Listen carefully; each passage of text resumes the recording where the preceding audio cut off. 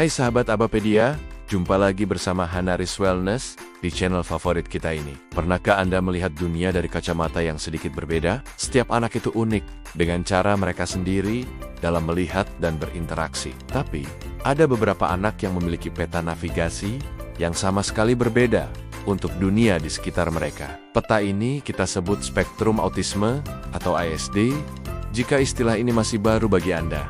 Atau mungkin anak Anda baru saja didiagnosis, wajar sekali jika Anda merasa bingung, khawatir, atau punya segudang pertanyaan. Tapi ingat, Anda tidak sendiri.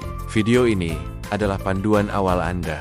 Dalam 10 menit ke depan, kita akan bersama-sama menyelami apa itu autisme, bagaimana mengenalinya, dan yang terpenting, langkah-langkah positif apa yang bisa kita ambil untuk mendukung perkembangan luar biasa mereka. Mari kita mulai perjalanan pemahaman ini. Nah, pertama-tama, mari kita luruskan dulu. Autisme itu bukan penyakit jiwa, melainkan gangguan perkembangan saraf. Artinya, otak mereka berkembang dan bekerja dengan cara yang unik dan berbeda. Kata kuncinya di sini adalah spektrum. Ini penting sekali, karena setiap individu dengan autisme itu benar-benar unik. Tidak ada dua orang yang sama persis.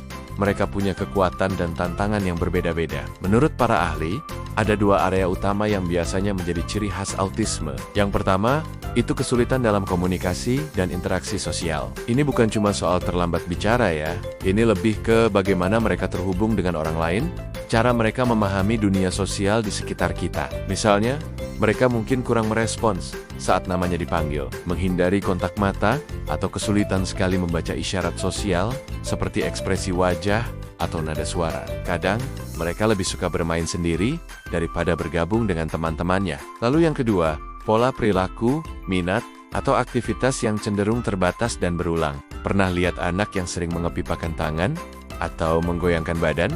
Itu salah satu contohnya. Mereka mungkin juga sangat terikat pada rutinitas yang sama setiap hari.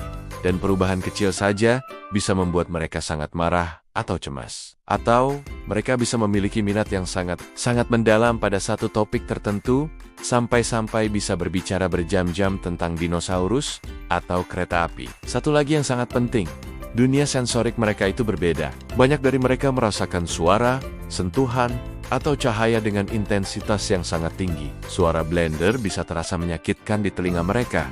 Atau, label baju yang kecil saja bisa sangat mengganggu.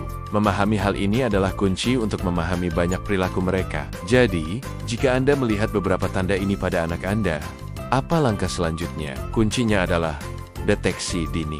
Semakin cepat kita tahu, semakin cepat pula kita bisa membantu. Otak anak-anak itu luar biasa mudah beradaptasi. Dan intervensi dini itu memberikan hasil yang paling optimal. Prosesnya dimulai dengan screening. Rekomendasi dari Asosiasi Dokter Anak Amerika, semua anak sebaiknya di-screening khusus untuk autisme pada usia 18 dan 24 bulan. Ini biasanya berupa kuesioner sederhana yang diisi oleh orang tua. Ingat ya, screening itu bukan diagnosis. Jika hasil screening menunjukkan adanya risiko, dokter akan merujuk Anda ke spesialis untuk evaluasi yang lebih mendalam. Evaluasi ini akan melihat langsung bagaimana anak Anda bermain dan berinteraksi, serta wawancara mendalam dengan Anda sebagai orang tua.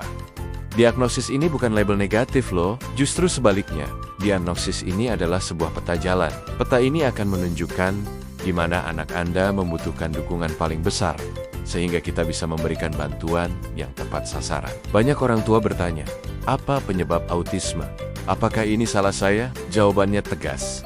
Tidak. Ilmu pengetahuan modern menunjukkan bahwa autisme disebabkan oleh kombinasi kompleks antara faktor genetik dan beberapa risiko lingkungan selama kehamilan. Ini adalah kondisi neurobiologis.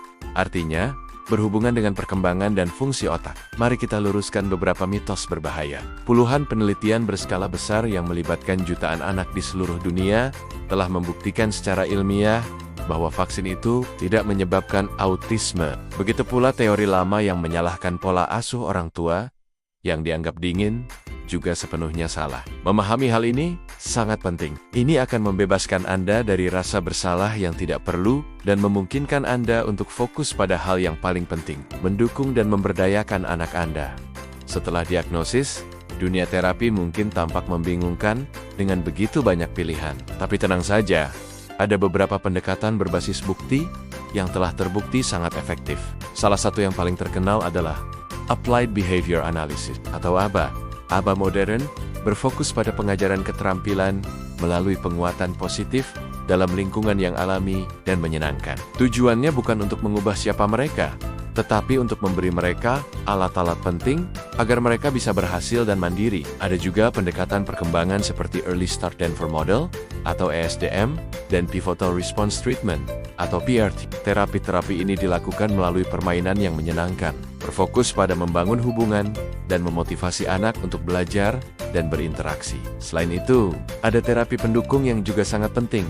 Terapi wicara yang membantu semua aspek komunikasi, termasuk bahasa sosial mereka. Lalu ada terapi okupasi yang membantu keterampilan sehari-hari seperti makan, memakai baju, atau menulis, dan juga mengatasi masalah sensorik mereka. Dan jangan lupakan pendekatan TEACCH yang menggunakan alat bantu visual seperti jadwal gambar untuk membuat dunia lebih mudah diprediksi dan dimengerti bagi mereka. Ingat, program terbaik adalah yang disesuaikan secara khusus untuk anak Anda, menggabungkan berbagai elemen untuk memenuhi kebutuhan unik mereka. Terapi di klinik memang penting, tapi tahukah Anda bahwa agen perubahan yang paling kuat itu adalah Anda, para orang tua? Ya, Anda bisa menjadi mitra terapis terbaik bagi anak Anda. Caranya bagaimana? Dengan menanamkan strategi terapi dalam kehidupan sehari-hari. Gunakan dukungan visual, jadwal bergambar sederhana, bisa sangat mengurangi kecemasan mereka. Ciptakan rutinitas yang terprediksi, karena struktur itu memberikan rasa aman bagi mereka. Berikan instruksi yang jelas dan sederhana.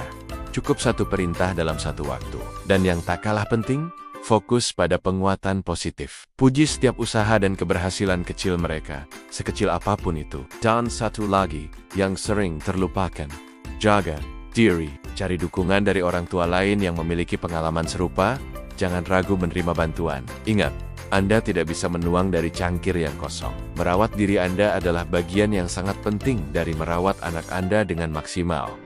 Perjalanan dengan autisme itu memang maraton, bukan lari cepat. Akan ada tantangan, itu pasti. Tapi juga akan ada banyak kegembiraan dan penemuan kekuatan luar biasa yang mungkin tidak pernah Anda bayangkan sebelumnya. Tujuan akhir dari semua ini bukanlah untuk menyembuhkan autisme. Karena autisme itu adalah bagian dari identitas mereka. Tujuan kita adalah memaksimalkan kualitas hidup mereka, mendorong kemandirian, dan membantu mereka membangun kehidupan yang bahagia dan bermakna. Dengan deteksi dini, intervensi berbasis bukti yang tepat, dan yang terpenting, cinta serta dukungan tanpa syarat dari keluarga, kita bisa membantu mereka tidak hanya untuk beradaptasi dengan dunia, tetapi juga untuk berkembang di dalamnya, dengan semua cara mereka yang unik dan luar biasa. Terima kasih sudah menonton. Jika Anda merasa video ini bermanfaat, jangan lupa berikan suka, bagikan, dan tekan tombol subscribe agar tidak ketinggalan video-video informatif lainnya. Sampai jumpa di video Abapedia berikutnya.